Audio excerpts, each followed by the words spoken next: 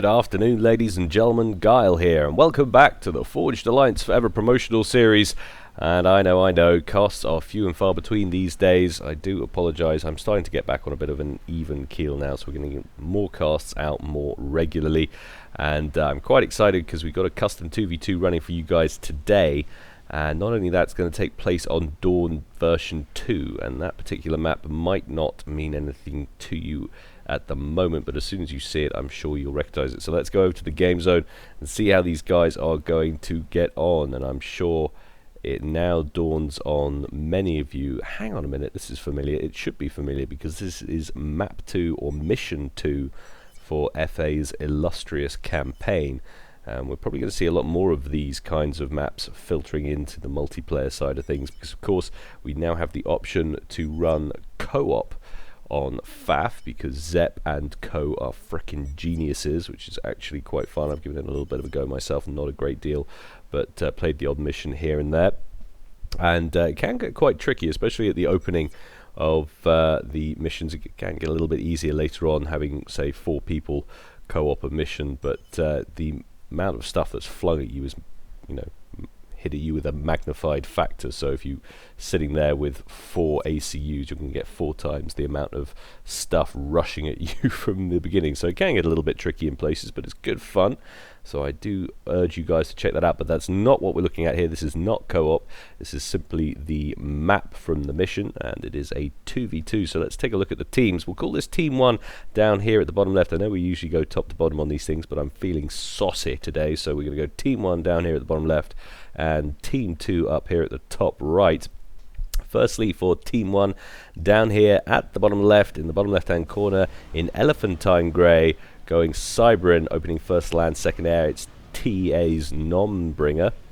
And as I say, he's going Cybrin, opening first land, second air. And his teammate over here, slightly further off to the east, is the one and only Zock. And I'm very surprised to see he's going UEF. Of course, Zock's a quintessential Cybrin player, but I guess they felt like they need a little bit of racial diversity on their team, so he's gone UEF, and he's opened first land, second air. And that's Team 1. Looking at Team 2 up here in Burgundy Red, also going UEF, it's RA's Mad Mozart, also going first land, second air. And last but never least, my good friend Washi, already on the move there with his ACU in Seraphim Cyanide Scion. There's a mouthful for early in the morning. And he's opened first land, second air, and then going third air as well. So definitely going to be picking up the slack on air. And you really do expect to see, it's a 20 by 20k map this, so you expect air to be incredibly important. The team that gets good air control stands a good chance of winning. Having said that, there's a large proportion of water, but there's also lots of places you can hide. So while water could be really influential, it's not a dead certain game ender if you get control of the Navy, especially since it's quite interesting. The Team 1 down here, when you think about it, it's not an even map. Team 1 are pretty close to the water, and they could come under fire if, say, RA's Mad Mozart managed to get major dominance. But Washi, all the way back here at the top right, is pretty safe. That's Selen's base up there at the top right on the campaign. So he could be pretty well isolated from any major naval plays, but we've had a nice little drop there from Zock, getting in there straight away. Mozart recognizes the danger, starts trying to reclaim his engineers, but there's far too many of them there for him to be successful, and immediately those engineers from Zock start throwing together a factory, and I think it's going to be when they also cap that radar there. So that's going to be a nice little grab. 3 mass points there going into Zock's coffers. We've also got some bombers kicking about somewhere. I think it was Nomsbringer. See a couple of wrecks down here, probably Mozart's. Now going to go after this exposed mass pump down here in this little harbour area. But you can see it, looking at it, land attacks across the map of this side, especially with this crazy canyon that you've got to meander your way through to get up to this section and then on up to your opponents. So obviously this was QAI's base that he was fighting off against the loyalist pockets down here, which have already been grabbed by Nomsbringer. Nice work there. 2 mechs is pretty much in each of these little pockets. Well, one there, that's a radar, then he's got two there, and another two there. Zooming in around here makes the camera do horrible things, so I'll try and avoid doing that too often in the future. Another cheeky drop, maybe? Yes, look at that.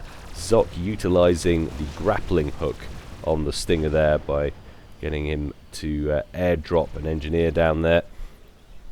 And Nomspringer's already in place, snagging that mech, so it's nice aggressive work there from Team 1. What have we got going on up here? RA Mad Mozart's on a upgrade, and I did in fact see, while I was prattling on at the beginning, I saw some interesting conversation going on. If we scroll back through it, it does perhaps ruin the surprise if you didn't notice, but I got a better idea. RA Mad Mozart to allies, T3 com drop, and if he's successful with that, I'm about to get very, very excited. Don't see enough T3 com drops for my liking these days, so whenever people go for it, it's really does make my day. But a nice little Stinger push there from Zock, taking down one of Washi's factories and a hydrocarbon. RA's Mad Mozart and Washi get to grips with the air defense game pretty quickly.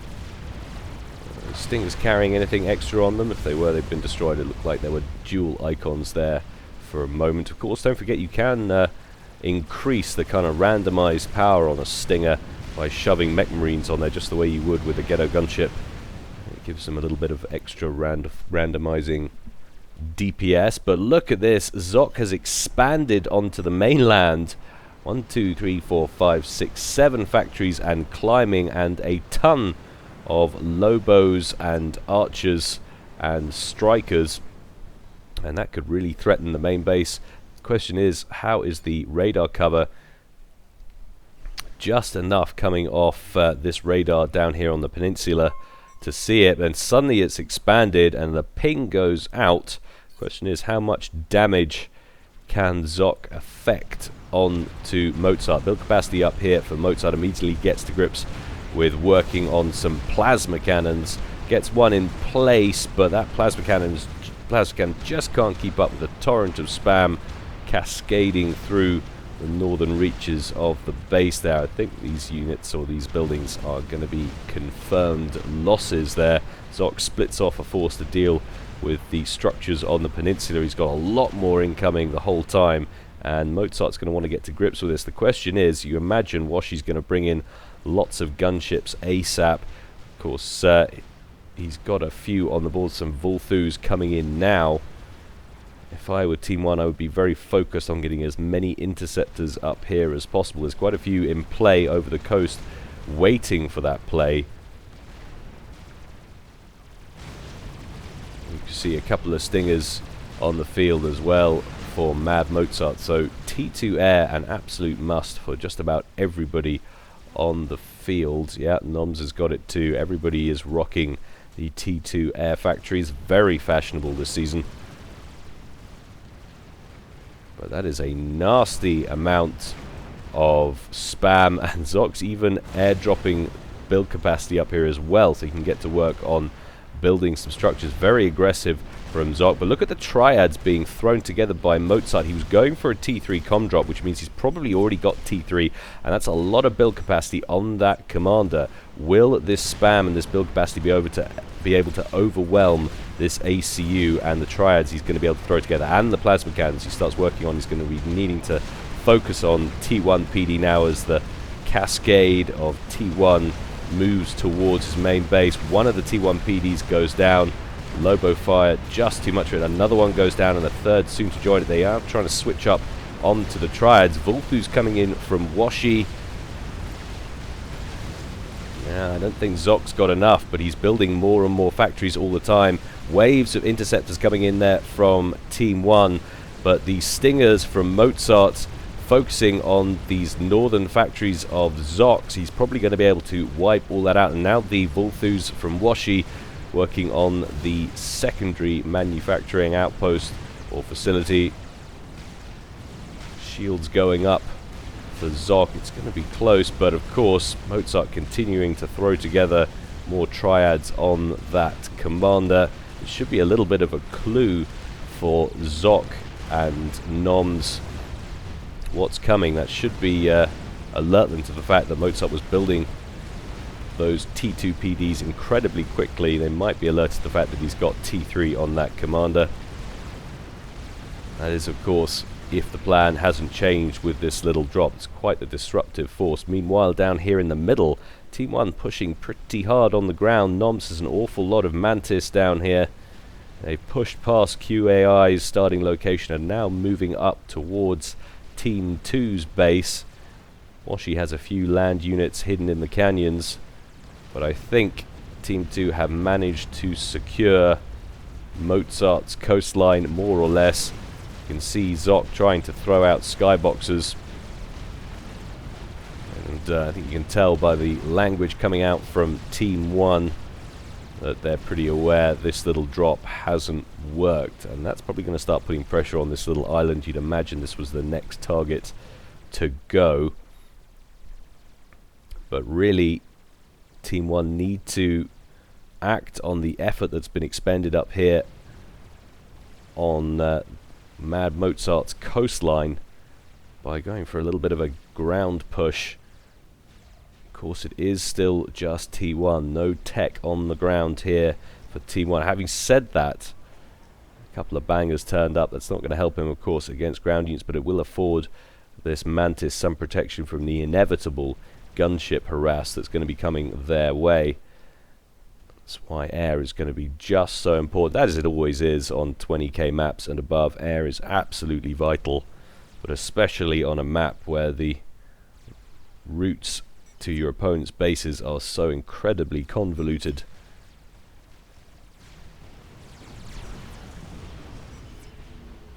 And that looks like a nice little comeback there, or not so much comeback, but certainly good work on eradicating the threat there from Team 2. Team 1 been pushed off this section, and a couple of stingers just making their way across the pond now towards Team 1's base.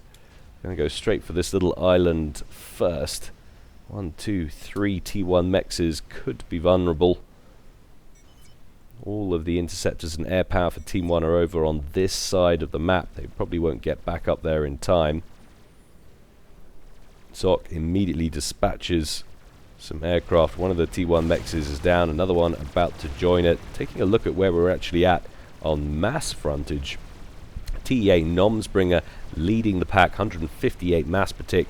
Washi coming up second, 150, so not far behind him. And then Mozart and Zock running third and fourth at around sort of 80 to 100.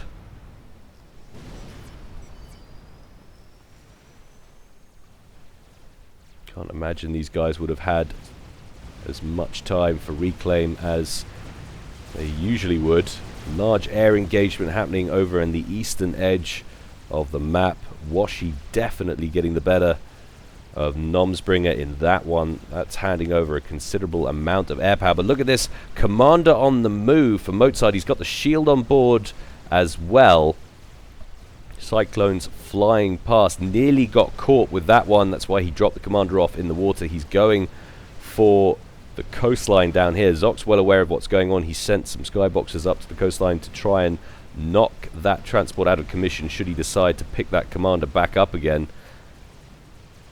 But he must know what's going on now. What is at the forefront of his mind? He's still building power. What's he got on that commander to defend against this competition? It's still T1, so he's going to lose out horribly in terms of build power.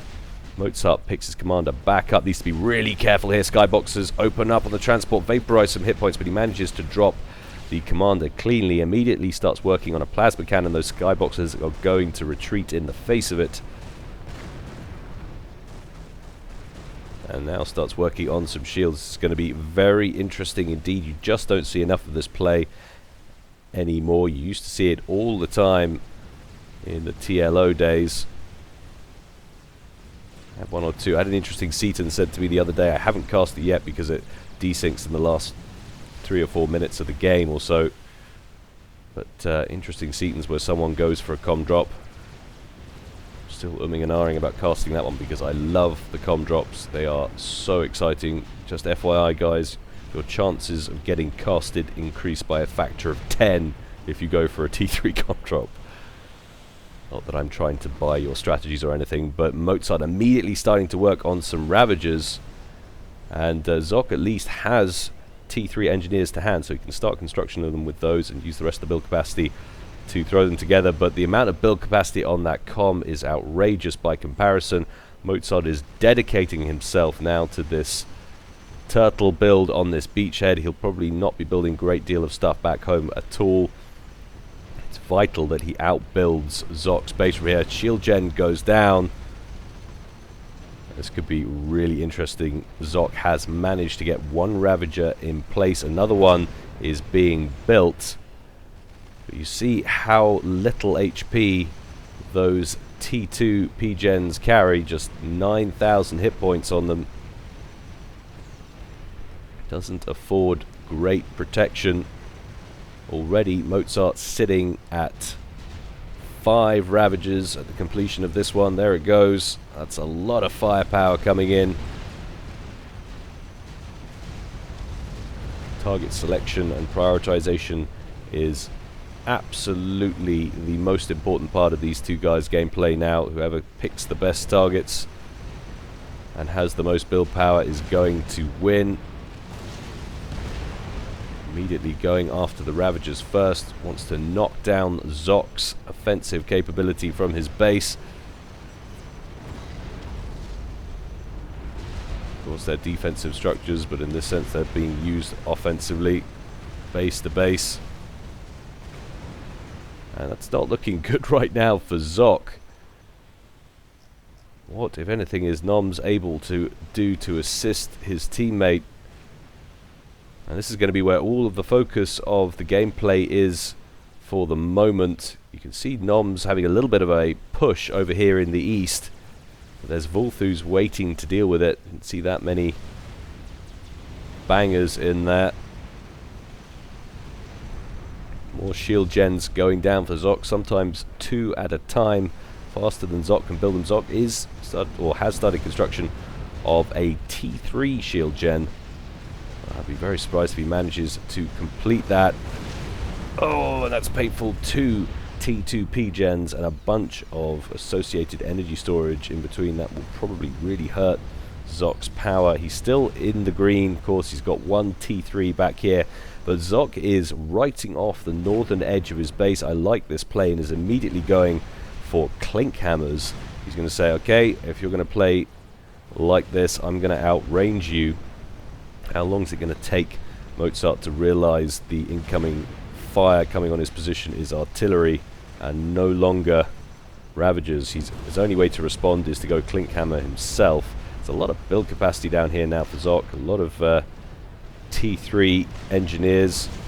You can see clink hammer's static T2 artillery is not a cheap thing to build, and he's building it very quickly indeed. Needs to get the defensive side of things, though, in play as well. Has to get a couple of shield gens protecting them. Mozart going to get a T3 P-Gen at the back here.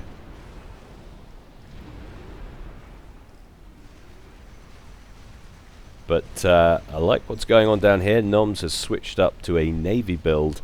You can get some Navy to bombard Mozart from behind. Maybe some Barracudas or something, or some slivers. He could potentially sandwich Mozart, keep him trapped here if he doesn't have the water to fall back to, and all of this collapses. If they can overwhelm these defensives, then they might have turned a nasty situation into a pretty hefty victory if they can take down Mozart's ACU. Mozart queuing up clink hammers of his own at the front of this shield perimeter. Once he's got that T3 P-Gen, he's going to start working on them. How's his actual power situation? Not great at the moment. You can see he definitely needs that T3 P-Gen. And with all of the excitement going on down here, they haven't been able to take out Zock's little position up here. Zock, though, not making the most of it. He could be building Riptides or something like that. Send over some floating T2 to harass, but every ounce of his eco right now is being poured into maintaining this base, trying to keep a handle on things down here. He's now working on extending his shield coverage forward. And look at that, these front shields of Mozart's just struggling slightly to keep up with that artillery fire. Of course, the randomization of the fire from artillery is a slight problem, something else you have to be aware of when you're factoring in this kind of play.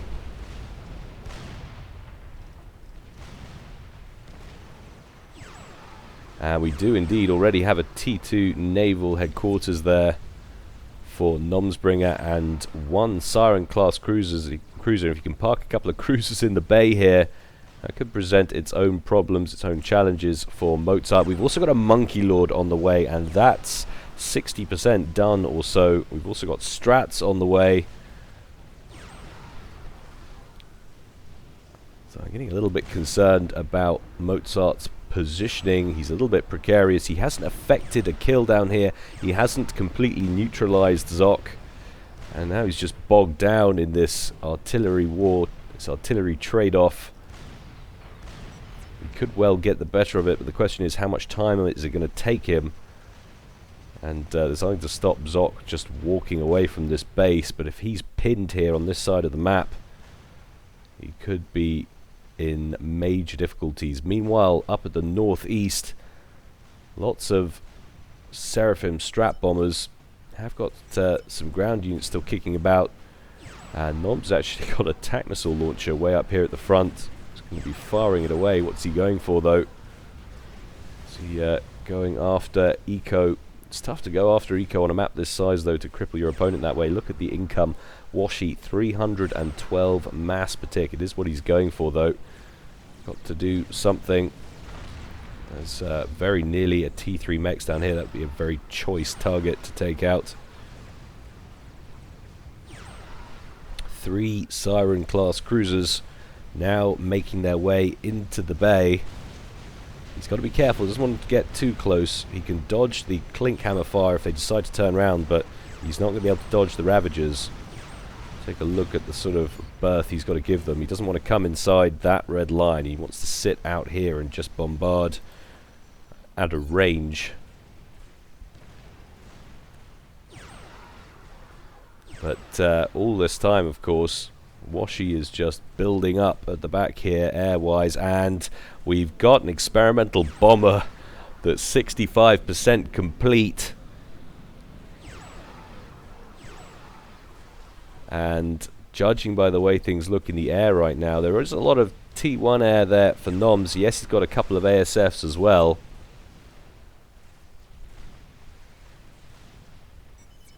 But judging by what he's got to contend with down here, I don't think it's going to be a great deal to ask for Washi just to plow everything once he's got that bomber done into ASF production. And when that happens, he's going to rule the skies, and that's going to make life incredibly difficult for Team 1 when it comes to shooting down experimental bomber. But Washi comes in to alleviate the pressure on Mozart by knocking out some of these cruisers, or indeed all 3 of these cruisers with those strat bombers. Yes, he loses the strat bombers, but he's quite happy for that trade-off right now, as long as it keeps Mozart in play, which is also tying down Zock.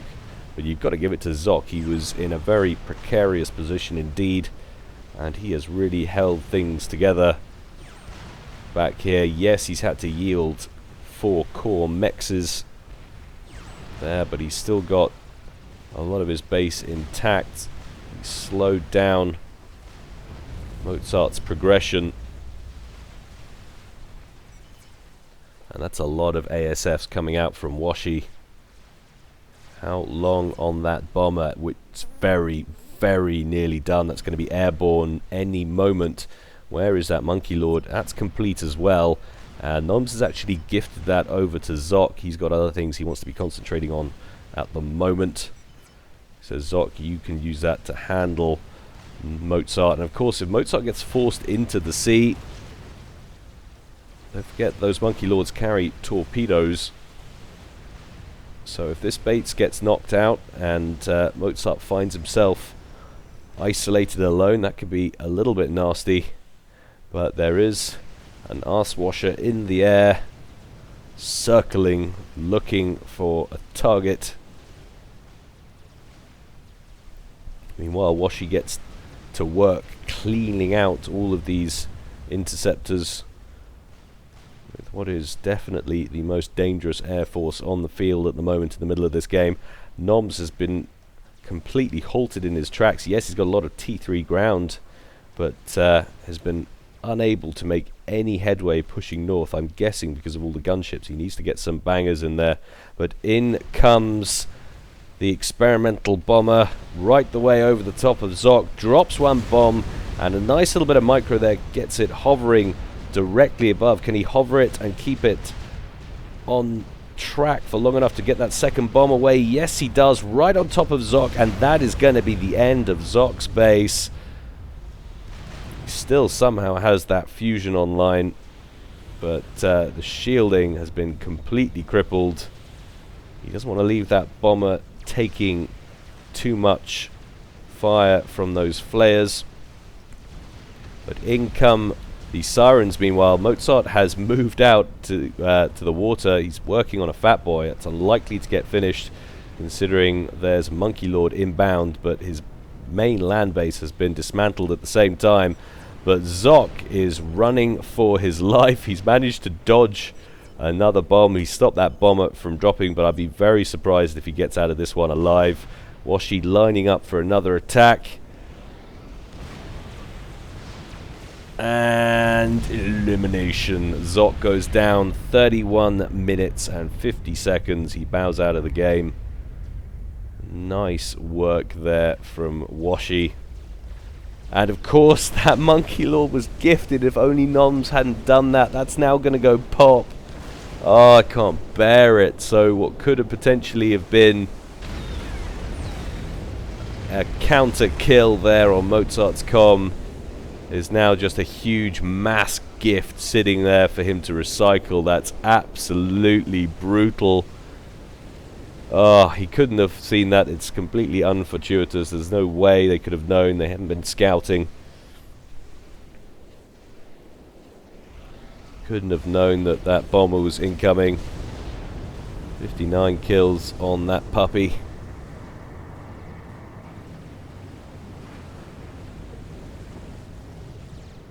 And now Noms pushing on forward towards Mozart's base. He hasn't got any static D ground wise, except for back here. He's got a couple of triads as a result of that previous push from Zock, but I'm sure Washi's air will come to the rescue. You can see he's got some Vulthus already on the case, on the group that's marching towards his base. And what's going off? Where is that bomber? He's working on these little nooks, these little micro bases that in the campaign are held by the Aeon loyalist forces, continually sending the odd unit up towards QAI's base in the middle. Nice fail drop there into the side of the mountain. Another Monkey Lord sitting in the middle though. Nom's just unable to get anything done. He's converging on Mozart's base. We can see a nuke launcher under construction here. If he can knock down some of this build capacity, maybe take out a fusion reactor, that could be quite a painful blow there to Mozart.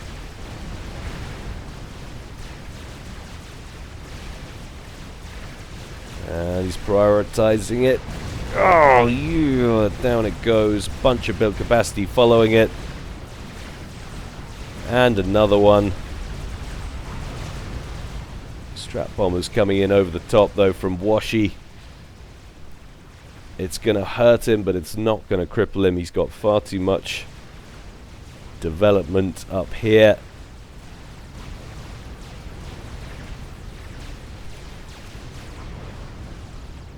And that's the end of that little attack. Focusing on land, I'm just not convinced on this one.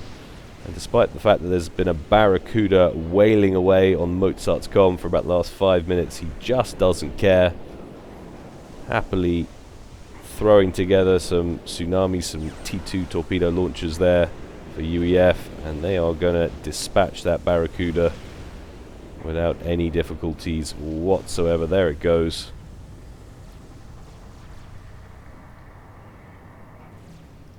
And I gotta say, tall order now for Noms. Air firmly controlled by Team 2. Washi working on a second experimental bomber over here. Has a strategic missile launcher in place, which is probably about 70% done on a missile. Zock talking to Noms, saying if you can kill him with a megalith, you might stand a chance. Honestly, I don't know how they're going to counter this bomber. It can go where it pleases at the moment. It needs to work on as much T3 anti-air as he can shake a stick at.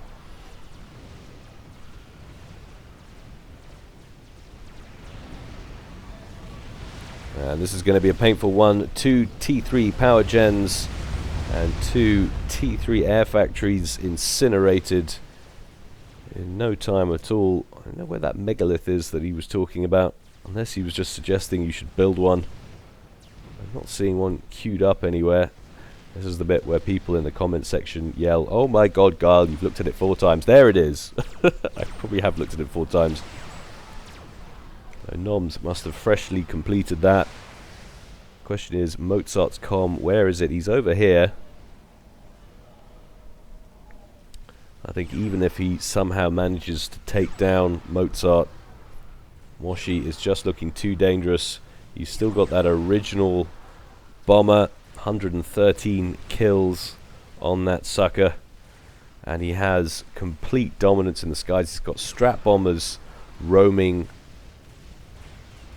absolutely unchecked, just picking off groups of land units. They'd like to deal with this Monkey Lord, I'm sure.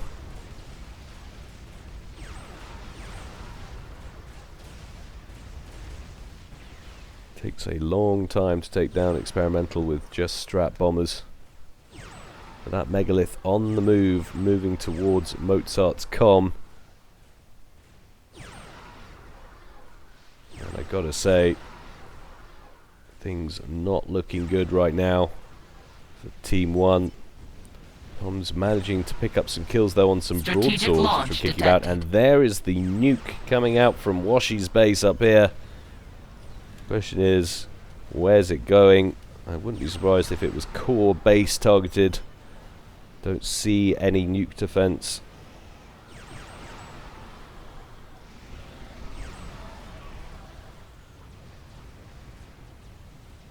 And now 2 bombers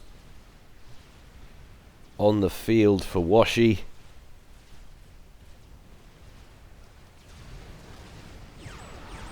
And this is going to be a more than painful nuke.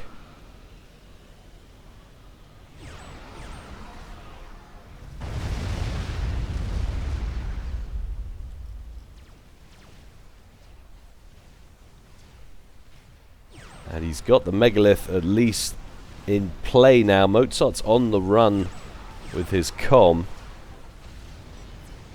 Still unable to get rid of these 2 tsunamis.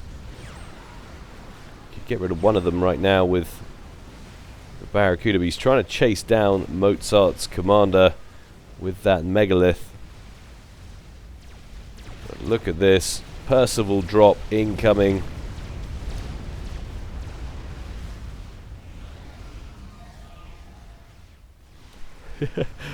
Bombers just roaming completely unchecked. It's actually a major Percival drop right in the center of that nuke crater in what used to be Nomsbringer's base. And this is surely going to be game. Very little left. Mozart airlifts his commander to safety in a Continental. No chance of that megalith scoring a kill on him now. That is a well executed plan there from Team 2. Very nice comm drop indeed. Tied up Zock.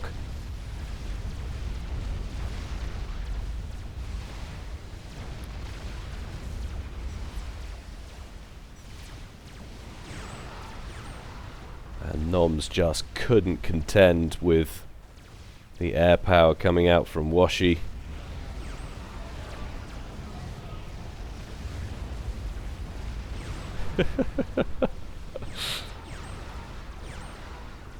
Aye, he did. I think we can all agree that it would have taken the most titanic of efforts to turn this one around.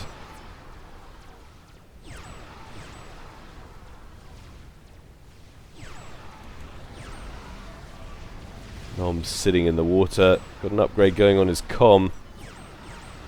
Love to see some last minute telemaser business going on. That would make me laugh. But I'd be surprised if he can get anything like that done now. He has 0 eco, 1 mass per tick, 20 power. And there goes the commander. Pretty sure that was Control K at the end there. But what a nice game. Well, I hope you enjoyed that, guys. And I hope that means we're going to see more of the campaign maps merging in multiplayer. Yes, they're not balanced. They're not identical. But it's always fun to see large battles taking place on arenas that, for many of us, we have pretty fond memories for. But anyway, I hope you enjoyed that, guys. As always, more to come from me in the future. In the meantime, stay well and stay safe. This is Gyle, signing out.